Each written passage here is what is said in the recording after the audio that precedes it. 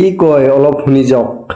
আমি নৱপ্ৰজন্মৰ ভোটাৰ হিচাপে প্ৰথমে আমি ক'ব বিচাৰিছোঁ 8,000খন বিদ্যালয় বন্ধ কৰি মদৰ লাইচেঞ্চ দিয়া পাৰ্টিক আমি কোনো কাৰণতে ভোট নিদিওঁ। সেয়া আমাৰ স্পষ্ট কথা।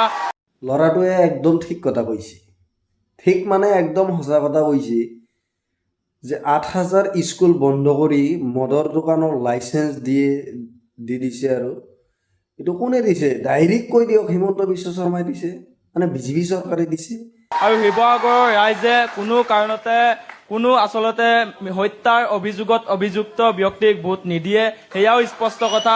এই অসমখন ডাইৰেক্ট গোটাই গুণ্ডাই ৰাজত্ব হৈ আছে, আৰু এই গুণ্ডাই ৰাজত্বটো বন্ধ হৈ যাব এতিয়া। আৰু উপায় নাই, মানে স্কুল কলেজ বন্ধ কৰি দি এইবিলাক মানে ল'ৰা ছোৱালীগিলাক এতিয়া পঢ়া শুনাৰ সময়ত সিহঁতে গান বাজনাত খেলি আছে, কিবা কৰি আছে, সিহঁতৰ মাইণ্ড কিবা ব্লেক ফালে যাই আছে। স্কুল কলেজৰ আৰু নলেজ নাই আৰু।